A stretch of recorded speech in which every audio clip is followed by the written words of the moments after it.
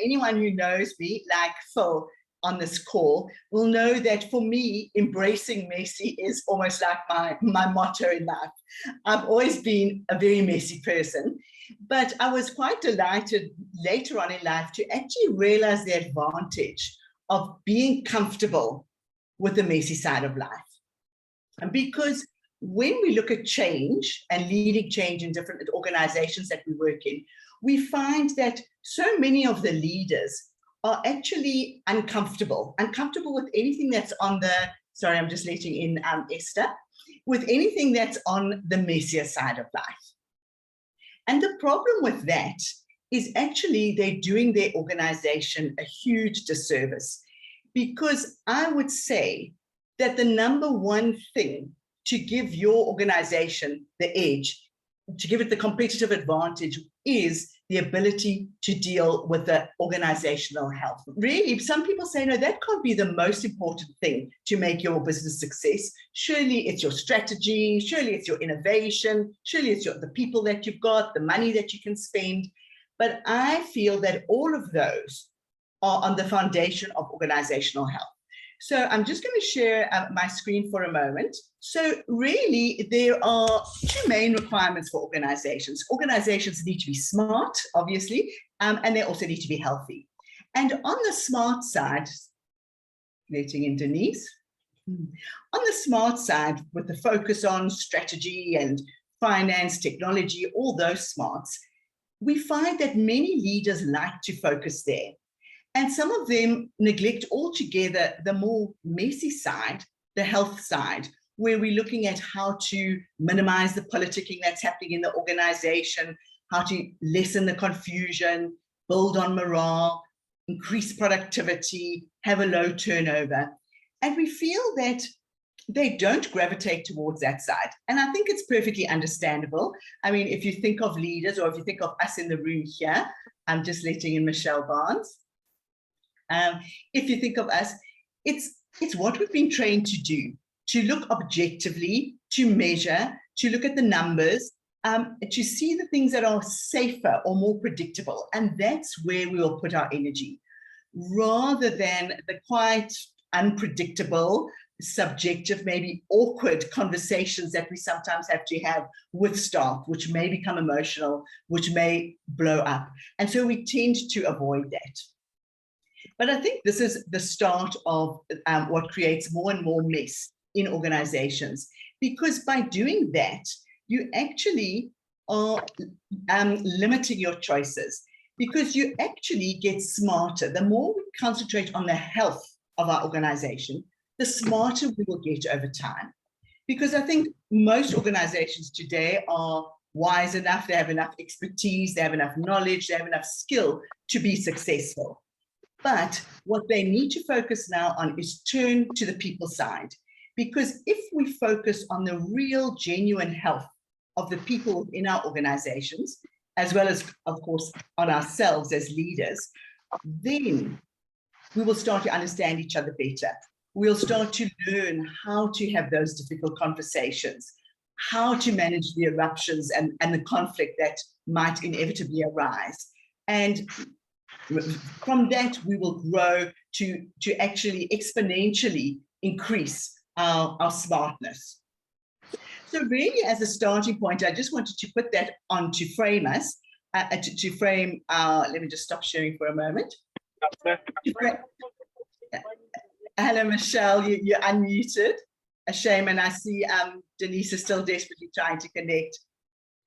So really, the starting point is looking at emotions and getting comfortable with that messiness. And I think what exacerbates that so much in today's climate is change. The pace of change is so enormously fast. There's so much change being thrown at us, and change is messy. And so it pushes our buttons. And I think if we learn to accept that change is going to be messy, but we actually zoom out a bit. If we zoom out and look at it from a distance and perspective, we might start seeing that messiness actually has a purpose in the journey.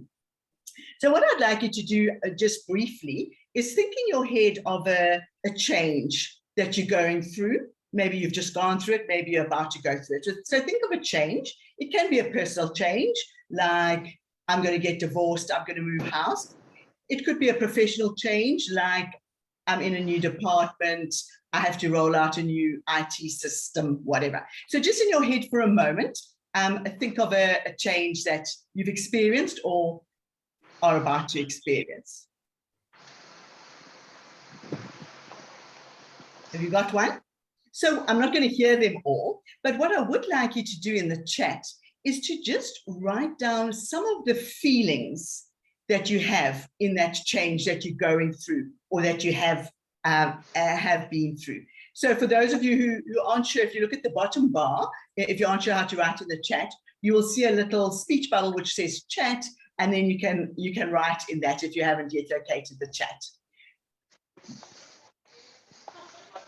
Nice to see you, Michelle. So just write some feelings. You might have more than one. Just write some feeling words around how you're feeling about the change or you felt during that change process.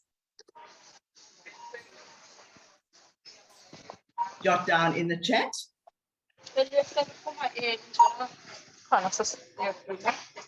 Great. So I've seen a change there, change from corporate to private. So some of the feelings that came up for you when you did that change. Let's take it strategy. I feel a sense of accomplishment. Nice. Anxiety, uncertain, scared, fear. Great. Kimby, I'm just going to mute you just because of the feedback, and you're welcome to unmute when you wanted to speak. I'm confused, excitement. I'm just reading from the chat. Trepidation, but honestly, it was a good time for the change. Fear, uncertainty. Great, absolutely. All those feelings coming through on the chat there. And I think that is so typical of a change. Uncertainty again. Uncertainty seems to have been coming out quite strongly, but we also had lovely words like excitement, anticipation that come out too. And I feel that it's quite sorry. No problem, Jamie. I'm just going to mute you again, and unless you are wanting to say something to the group. Are you wanting to say something about your feelings around change? Sorry, please mute me. Okay, fine, no problem.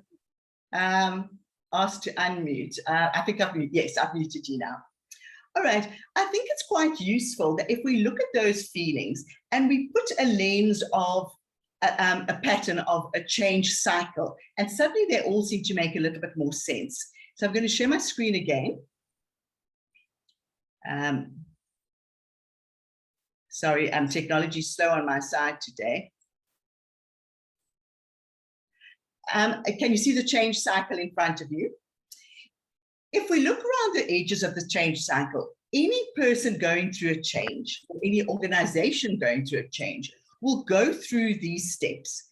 They will start with loss. I'm reading the outside rim. They'll start with loss, then they'll go into doubt, then discomfort, and then there's an area which we'll talk about in a moment called the danger zone. And then they'll start feeling discovery, understanding, and into integration. So if we just take a typical kind of scenario, and obviously it's not quite as clear cut as the cycle likes to make us believe, but there's always at the beginning of a change, there's a feeling of loss because you're letting go of the comfort of the kind of things that you are used to and the kind of things that you are competent and capable at. So we have that feeling of actually being a little bit cautious or a little bit paralyzed at first. And then often doubts start to surface. Doubts that, is this change really the right thing for us to do right now? And this is where we start picking up, often in an organization, resistance and negativity around, why do we need to go on this journey? Why are we doing this change? Shame, maybe just let Denise in again. She's trying valiantly to come in. That must be about the 5th time. Shame. Then what happens is we slide often into discomfort. And discomfort, sorry, for some reason when I'm sharing, I can't see the that buttons button. Someone's trying to come in. The discomfort where we're suddenly feeling anxiety and confusion at this stage, the leader's thinking, oh my goodness, this change is an absolute nightmare because everyone, it's just, the teams are being totally unproductive and totally uncooperative. what we're hoping for always in any change is that they start getting to the discovery stage where suddenly they can see the purpose of the change. And suddenly they start getting energized and excited by it. And they start buying in and they start feeling the possibilities, the creativity. And then they move into some small wins perhaps, and suddenly you've got it under your belt and you start understanding the benefits of this. And eventually you come to that awesome stage where it's just part of you. It's just like the air that you breathe. You can't even remember that journey that you went on in the change. Now, when we introduce change to ourselves, like me with my, New Year's resolutions, or when you're introducing it to a team, you wish that you could just go from selling that idea. Everyone says, Amanda, you've hit the nail on the head. That's a fantastic idea. And we go straight into discovery, understanding, and integration. But unfortunately, that is not what happens. And hello, Denise, welcome. It's so nice that you finally managed to connect. Can you hear us? So yes. Yes, I can. Thanks. Perfect. I'm going to just mute you, but please feel free to unmute if you want to comment. Perfect. So what's interesting from an organizational perspective, but also internally for yourself, is to be aware of the danger zone. What happens around midway almost through the change cycle, just before we reach real breakthrough? Suddenly we start flip-flopping, we start swaying like a pendulum right back into doubt and resentment and discomfort. Or maybe then the next day we're feeling all productive and excited and you think, yay, I've got that person behind me. And the very next day they come around and say, I'm really not into this. I don't think it's the right thing for the organization. Now, what happens so many times in a change process that we've seen is that the organization gives up at this stage. It's too hard. It's too messy. It's too difficult. Some people are on board, but some people aren't. But what you really need to start recognizing in yourself and in your team is, yay, goody. It shows that we're on the journey. We're on this emotional journey, and some people are at different stages. Some people are still in doubt and despair. Other people are fully energized and forward focused, but it's all part of the journey. So it's really about thinking, how can we get people round and help them on the next stage? Understand that it's part of the process. If you see no emotion whatsoever, they actually haven't started the change journey. So when you see this myriad of conflicting emotions, which creates a messiness in your team or in your organization, it's time to talk about it. It's time to hear how you're feeling. Oh no, I'm feeling very depressed. I'm going to, this move means I have to leave my family, etc., etc. And then speaking to them about it, not shying away from the disappointment and the regret, and saying, we have to move offices. We really want everyone to be on board. And you are such an important part. How can we help you make it easier to come with us on this change journey? So you confront it, you talk about it, and you help them along. And people who are further along the journey can say, this is what worked for them, and this is how it helped them. And so we can slowly get everyone around on that change cycle. But that danger zone, even though we, for what is it now, 23 years, we've worked in organizations around change and around helping teams become acclimatized, it's still a tricky part of the journey. And I know if some of my facilitators are running a group process and it's midway, it's always midway, they'll come wide-eyed for their debriefing with me and they'll say, we had tears, we had drugs, we had people walking out, we had this, whatever. And what we always have to remind ourselves is that letting out of the feelings is so important. We just have to hold on to our hats, trust the process, because it's showing us we're in the danger. And lo and behold, if we can ride that, we come around to an awesome, real buy-in and support of that change process. I must say, I wish it looked as neat as this in all the change process. I just chose another slide here, sorry, let me just click. Yeah.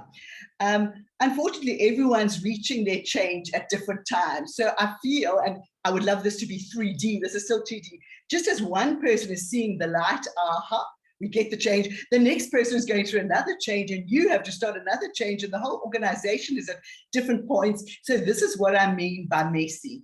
And this is what I mean by you just sort of understanding that this is part of the journey.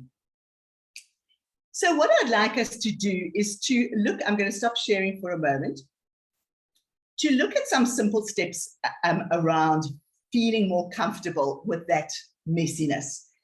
And what I'd like to ask you, and again, perhaps you can write in the chat, if it's difficult for you to write in the chat, feel free to just unmute and answer. How do you know when you are stuck, when you are feeling overwhelmed? So give me some examples of how you know that I'm in an overwhelmed state, I'm stuck. I think fatigue and tiredness would be one of the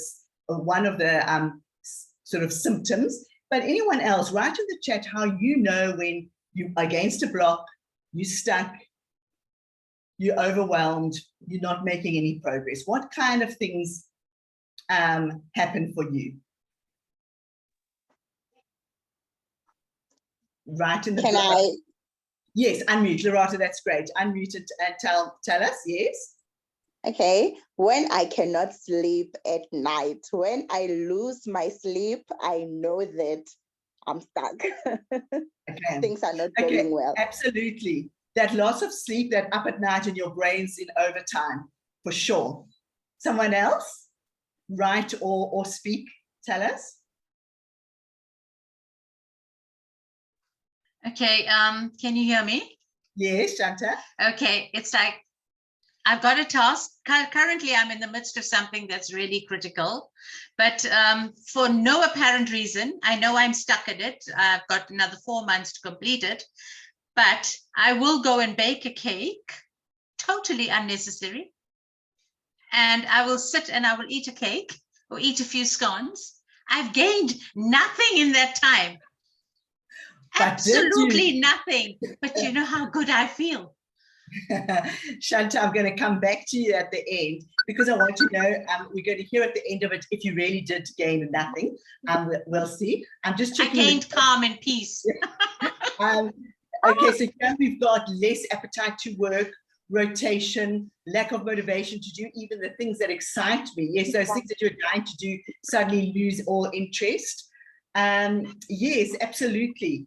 You know, a way that I like to see it, and all of us know these feelings, and all of us go, I'm sorry, Tembi, you've unmuted. Would you like to also say something that how you know when you are stuck? Yes, please. For me, I live a lot in my head. A lot in my head, and often then I'm not actioning anything. Everything happens in my head for the longest time, which makes me lose more time. I'm not putting anything into action at that point in time. So yeah, absolutely, very much in your head. And someone, I think Nopilo said she feels stressed. How I like to look at it, or just a way that I find useful for myself when I'm checking in. I'm just going to share the screen again. Can you see above and below the line? I try and work out for myself, where am I at this present moment? Am I what we refer to as above the line, or am I below the line? And all of us are on this journey in life at all times, many times in a day, depending on the situation, the person we're speaking to. We can be above the line or below the line. So let's just see what we mean by that, and excuse this quite full slide here. When we're above the line, it's when we have that feeling that we relate to the world just with a feeling of acceptance, of trust. We just feel that even though there's a lot going down, we feel present and we feel in the flow of things. And I think being in the flow is such an important concept that I think we Westerners often lose sight of. You know, we think of handling challenges either by fighting and confronting, or flighting, going away, avoiding it, or freezing.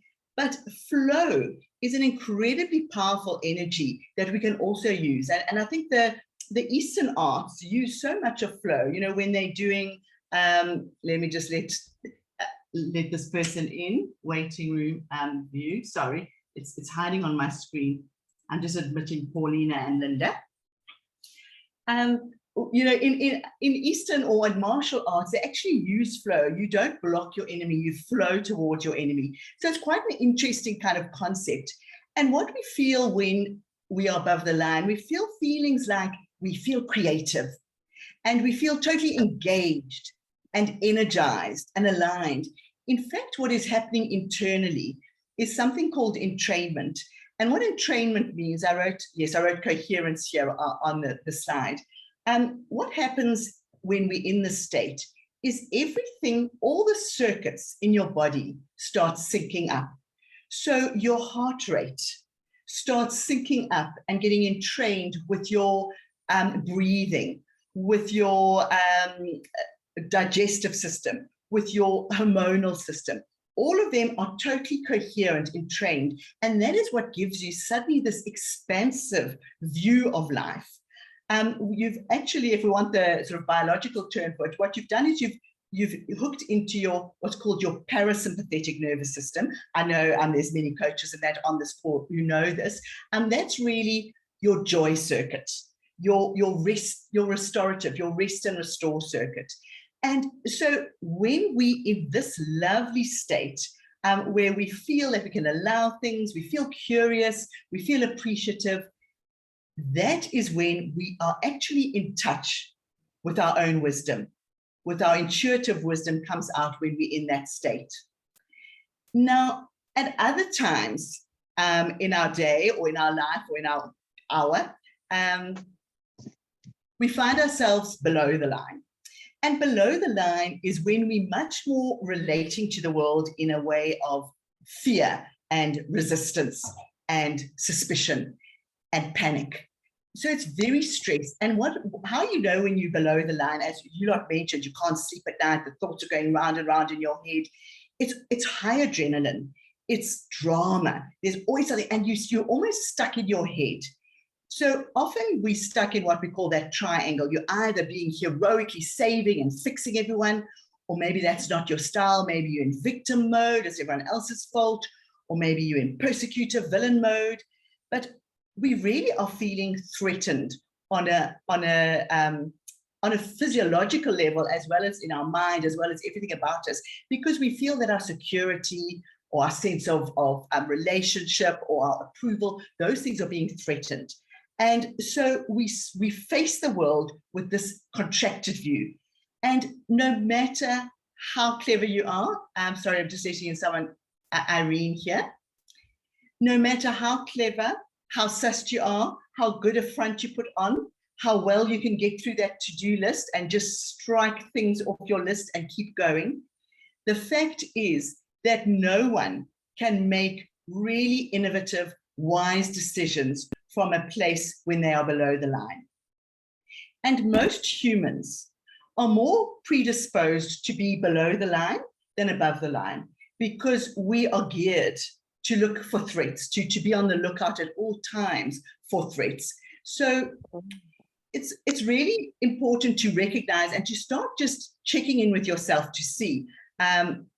Sorry, if I'm looking down here, it's because my slides are on a different screen. So that's why my head keeps going down to the bottom corner there. So really, it's not about you must all now get into above the line at every moment in your life. We're not saying that, because there's real wisdom in the below the line. It's about self-preservation, and it's also about us giving us a chance for self-acceptance, just to be aware, I'm below the line. And then, hi, Paulina, were you wanting to say something? Or should I mute you? Okay, perfect. And it's really then, I speak to myself. When I check in with myself and I see I'm below the line, I say to myself, it's okay, Mandy. You're just scared. You're just scared. It's okay. You don't need to do anything. You're fine where you are. And I speak to myself in that most loving voice, as my mother would have done. And what that does is my whole nervous system just settles. And I can then choose. Sometimes I'm not ready. It doesn't feel safe for me to go above the line.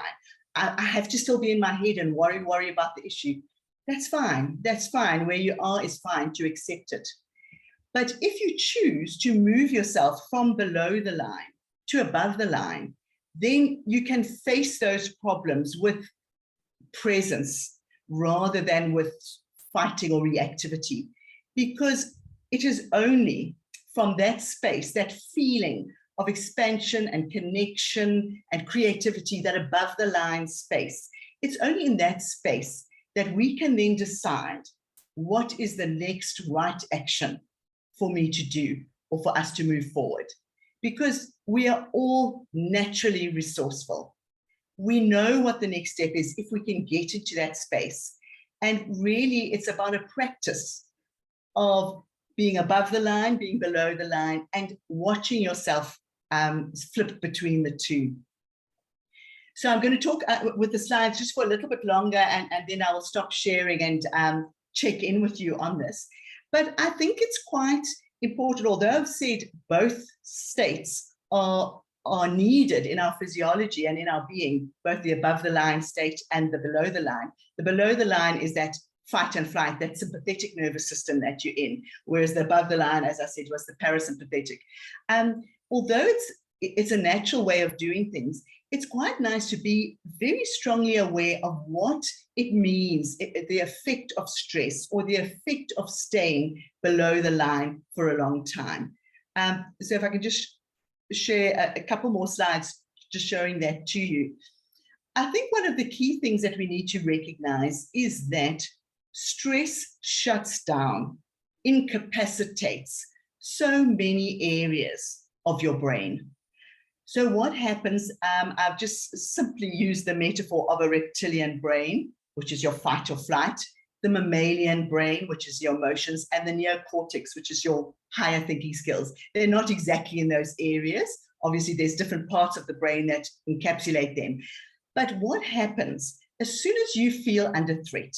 And of course, we're not only talking physical threat, we're talking about the threat of just what's going to happen next, what's going to happen with COVID, all those subtle threats to our status or to our sense of comfort or to our sense of connection. So when we feel under threat, the brain gets alert and ready. And the only way it can get alert and ready is to shut down the other areas of your brain so that you can be ready to run or to freeze or to flee or to confront. So we are not thinking with the whole part of our brain. In fact, we are straight away not regulating, what's the word, dysregulate, sorry, my mind's gone blank, but unregulating our system. Because if your nervous system is regulated, what it means is that you feel an emotion, whether it's fear, uncertainty, threat, whatever it is, anger, you feel it, you give yourself the space to feel it, you feel that anger, and then it moves out of you and it's gone, and the next emotion will come. But because of life's pressures, because we are on such a go, go, go, go drive, because there is so much to do, and because our society so prizes being productive and delivering, we feel we haven't got time to deal with those emotions right now. So we think that we just, putting it to the side, but they're building there, and your system becomes unregulated because they are piling up. Sorry, I didn't, did I go to, whoopsie?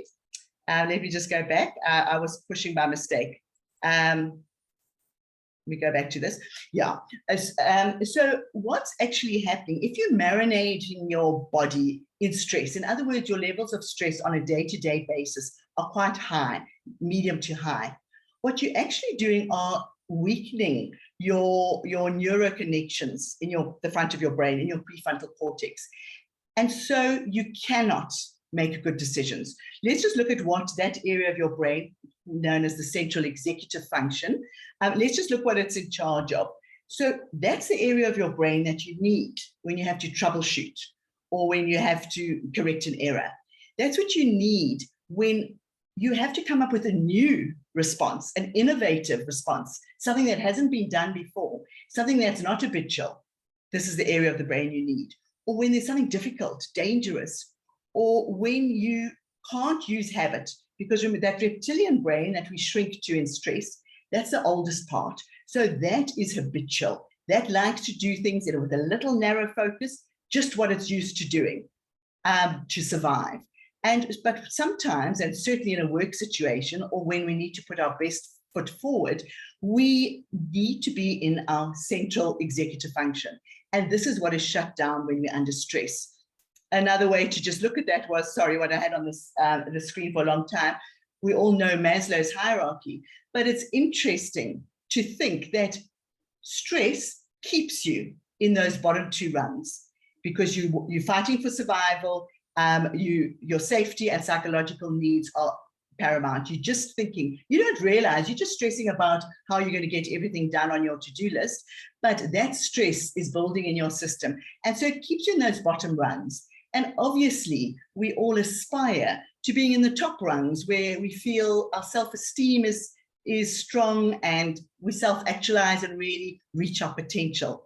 But we can't do that if we end our stress brain, which really gives us a short, narrow term focus. So let's just, I'm going to stop sharing before we look at that one for a moment. So there's the kind of reason as to why it's not just a nice to have to, Shanta, go and bake a cake in the middle of stress. It's actually an imperative, and it's something that we don't give ourselves the luxury of doing. Something in us feels that it's a bit self-indulgent and we must always be producing, and we don't just give ourselves that space. And so there's so many ways to actually shift from changing our state, going from below the line to above the line. And you all, by this stage of your life, have many favorite examples of how you shift your stress gears. Often it involves movement, whether that or body, whether that's dancing or walking or just sitting in the sun. It often can involve vocal. It's quite interesting how your voice has an effect on your nervous system.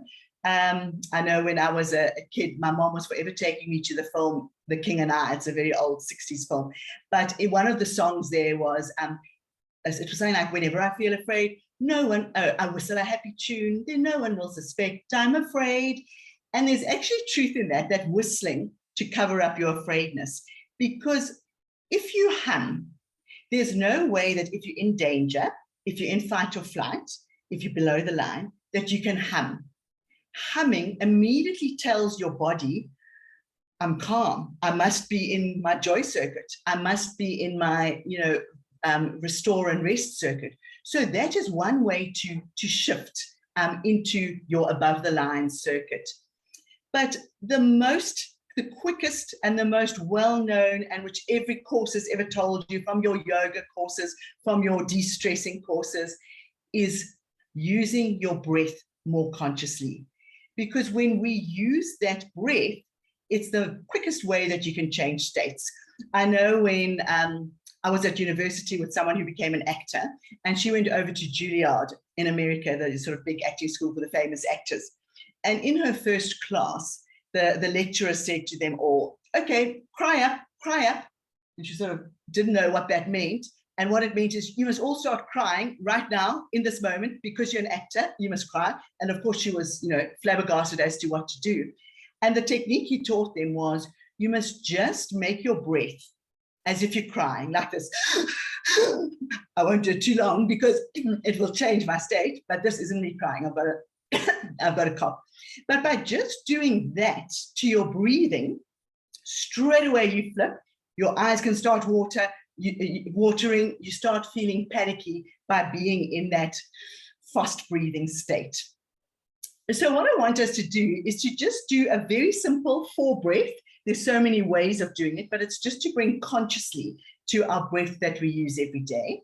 And what I'm wanting you to do is you're going to breathe in through your nose, just gently. You don't have to do a huge big breath, but I would like you, while you're breathing in, to just be conscious that your head is upright and that your shoulders are down. So you breathe in. You don't have to hold it or make it uncomfortable. When you want to breathe out through your mouth.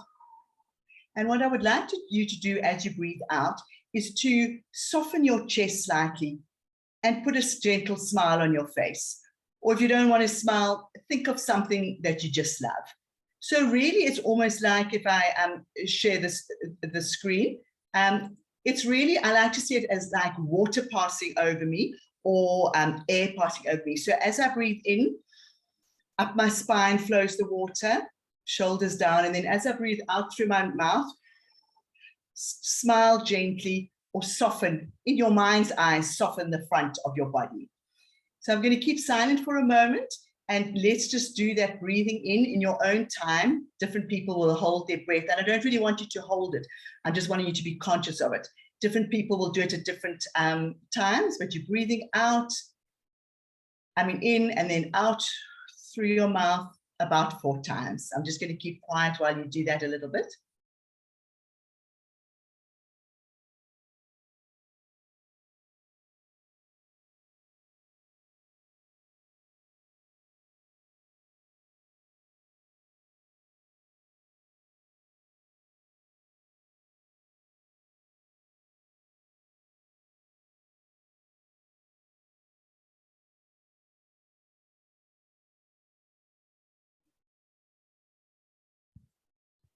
And slowly open your eyes if they were closed. Now, in that simple exercise, some of you might feel a bit of a buzz in your head. And that's because we are so used to breathing shallowly that this oxygen is giving you a buzz. But others of you might just feel calm. But all of us, if you've done that, just 4 breathings, have moved yourself up into that above the line state. And if you just look at the science behind it, and this is why I just love the body, because it is such a phenomenal, clever mechanism in just the breath that we do every day. Let's just look at what's happening. So lots of us are starting the day in a cortisol, even when we wake up in the morning, but certainly midday, in a state where cortisol, which is the stress hormone, is flooding our system. And remember, when we are stressed, when we have that cortisol, it actually is wearing down our immune system. As we've said already, you can't think creatively, you can't feel connected, you have to just think about yourself. And when we're breathing without that conscious breath that we've just done, shallow breathing automatically triggers cortisol. Okay, so when you don't even notice, but your whole day, sometimes you just breathe from up here. You haven't ever gone deep into your lungs. So when we lift our head and we take that in-breath, straight away what starts happening, that in-breath and that straight head is triggering testosterone to be released into your system. Now, testosterone gets a bit of a bad rap because, if it's not balanced, there's a lot of aggression with testosterone. But testosterone is wonderful. It's what we need because it gives us confidence and it gives us the ability actually to take risks. In fact, they say that the perfect hormonal profile for a leader is high testosterone, low cortisol, because that shows you that leader can take risks, can be confident, can lead, but their stress doesn't overwhelm them. And obviously that's the kind of thing that we want in a leader. So that's in that inward breath. You are triggering up your testosterone. Now in that outward breath, straight away we start connecting and generating, particularly if you soften your chest and if you think of loving thoughts, we start triggering the oxytocin to be released in our system. Now, oxytocin is the cuddle drug or the cuddle hormone or the love hormone. That is that feeling of connection. And we can get it many ways, not just through our outward deep breath. We can get it by touching people that we love or our dog that we love. Women get it in breastfeeding. Oxytocin floods our system so that we form that connection with our baby. So really what I love about just this simple breath, if we do it consciously, we are giving ourselves, as I like to see it, grit and grace. The grit is that backbone. We're getting in touch with our backbone, and that backbone is about confidence. It's about setting boundaries. And the grace is that softness that comes in with the oxytocin. And that's where we're getting in touch with our intuition and the fact that we are all connected and that we are able to deal with these kind of issues that are facing us. Because if we don't balance, we can get overwhelmed by, for instance, oxytocin. We can get lost in connection, and we have to almost get back into our backbone and bring you back to yourself a bit. So some of you, I'll just stop sharing there, might be thinking, yeah, that's great. That sounds, sweet and gentle, but Amanda, I haven't got time for that. Zama, I'm just going to mute you. You might be thinking to yourself, I've got bigger matters. I have to get a whole new strategy in place by July in a challenging market, and I have to increase my global footprint. I need more specific tools with how to deal with that kind of thing. And my answer to the leaders that I work with, and this is just the starting point of it, is actually that is exactly what you need. You feel that it's counterproductive to slow down and even just take those breaths, let alone a holiday at Philippa's farm or baking a whole cake in the kitchen with Shanta. The thing is, it's in those moments when we are above the line, in other words, when we've breathed and connected into our presence, that is actually where we get our insights. Because when you're in that state, nothing needs to change in your environment, but your perspective changes.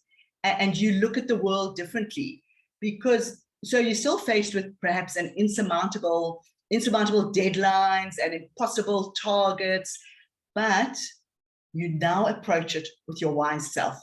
And that brings all the difference, because you actually know what to do. And if you don't know what to do, you know where to get the resources, but you need to get into that functioning prefrontal cortex and the central executive function of your brain, which will help you navigate that change cycle or deal with the changes.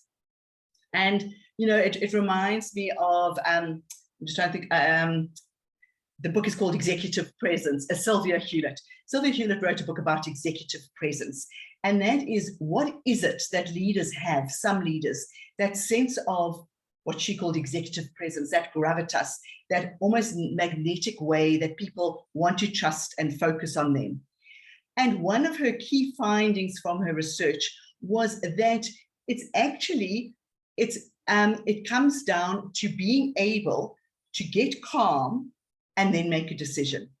And the fact is that decision doesn't even need to be the right decision or the wrong decision, because when you're in a crisis, it gives you such an enormous amount of gravitas. If you are the person who stands up and leads, makes the next decision and takes accountability for it, it shows such confidence and such bravery that automatically people are willing to follow you and wanting to follow. And if it was the wrong decision, you can get into below the line and you can say to yourself, oh, for flip's sake, I knew I wasn't up to the job.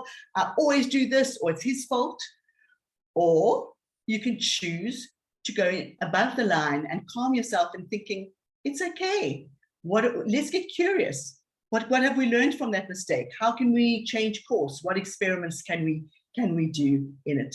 So really, leaders today, it's about showing up, and it's about finding, I suppose, just pockets of time in your day. And they can be as short as we did today with 4 in-breaths and 4 out-breaths, so that you actually start making it a practice. And I think there's the rub, because people want a different kind of solution, something that sounds more flashy. Not saying that we can all do like breathe and calm ourselves. But the fact is, if you don't practice checking in with yourself many times a day, am I above the line? Am I below the line? Do I choose at this moment to get myself above the line? Through whichever relaxing method I can think of. If we don't make it a practice, then when we are under enormous stress and really needing to show up in that crisis, we won't have the skills. We have to develop that muscle. And then we can sit down, and what I do with the leaders, then we can strategize, then we can make tactical decisions on how to do all the things that you need to do on your plate, because suddenly you've got the energy and the vision and your wise self that you're bringing to the party. So really, I would like to invite you to play with that kind of idea of such a simple technique of just checking in, giving yourself acceptance, and then realizing that life is going to be unpredictable. So let me face that unpredictability with a bit of calm, with a bit of presence, with a less sense of control. And really, like Peter Senge says in his words, he says, let go and let come. And I think that's a beautiful, comforting phrase. I think we all need to get into that sense of just letting go and welcoming and embracing what comes. And I am so aware that I've got such a room of wisdom here that in the last 5 minutes, and I'm sorry it's been cut so short, we started a bit late too, because I was hoping to really hear from you in this room. I would love to hear other tips from you, or comments or questions. And if there are questions, I would love other people in this room to also answer them. And let's just hear about how we get a sense of clarity in overwhelm. So anyone, please feel free to put on your camera if you want, but otherwise unmute and make a comment or give us a tip how you deal with the stress, or any any questions as well would be welcome. Amanda? May I Sorry. Sure, Yes. should we go Nompilo? Oh, sorry, Nompilo, did you want to say something? Otherwise, I was going to say go Nompilo and then Philippa. Nompilo? Oh, yes. I wanted to just thank you. You know, some things, they seem like they're very, very small, but they actually go a long way. That breathing in and out, and actually knowing that you're being mindful, and the tip of humming or singing, you know, I feel like it will really go a long way, because life can be so demanding, especially to us as women. And what you mentioned about sometimes we're so busy that we don't even pay attention to certain things. And then when we have time, then it comes back. I found your talk really powerful, and it is really going to help us be better leaders. Thank you so much, Amanda. Thank you, Nompilo. Phil, were you wanting to say something, or? Of course I was. Okay. Andy, that was absolutely beautifully expressed. And the feeling that I get all the way through the talk is messy is also, I see it as complicated. And in the space of 45 minutes, you've decomplicated it with this incredibly simple technique. And I really think, Nompilo, we should get Amanda down here to do a workshop so that she can actually help us to take it seriously. There's also such an element in your way of simplifying that is about kindness. And some people raise their eyebrows at kindness, but it is the most incredible strategy, which could go corporate. But people battle to do that. And you've actually been talking about kindness to self, which then goes out as kindness to everything around us. So it was absolutely magnificent. Thank you. I love that, Philippa. And, you know, just that thing about kindness or connection. There's studies done that show that the most productive teams in the world are the teams that take 3 lunch breaks together as a team a week, where they don't talk work, they just talk life. And just that, it makes them the most productive, because there again, we're building in the oxytocin, we're getting calm, we're relating to people, we're having connection, and that then helps you to be much sharper when you go back to the smart side of your day, not just the healthy side. I just wanted to not ignore the chat here, so feel free to unmute if there's someone else, but I just wanted to say, after flying to Cape Town, it was one of my favorite artists on the radio, and that was it. Totally, I'm really happy I allowed myself the absorption into music. That's beautiful from Shanta. Thank you. I'm taking a walk in the garden, says Denise, listening to birds chirping. Nature, absolutely, because nature's never up or, above or below the line. Nature just is. So I think that's one of the most calming things, to just look out your window at a tree or have a pot plant or walk. It really does wonders. And actually, I mean, that's a whole different way, but how we actually sync with nature as well, and those rhythms. Right, on that, that's great. In Asia, they have a culture, if eating together as a team from work, yes. Craziness for one might be calming for the other. Yeah, absolutely. Just raucous laughter is a way of also getting into that that circuit. That's why it's become so popular to have laughing workshops. I don't know if any of you have done it, but it feels so artificial in the beginning, where you literally have to start like this, and start laughing. But eventually you all, because it's so ludicrous, you all are laughing, and it releases all those endorphins as well. Any other perhaps questions or comments or tips from other people as well? And I love these gentle tips that are coming in that we so love to sometimes ignore. Drumming as a team, absolutely, also awesome. Yeah, that's beautiful. I agree. I was going to say how the music actually sounds in all the cavities in your bones, the resonance of sound, and then you do something like drumming that is so primal. It's really like a huge immune booster as well.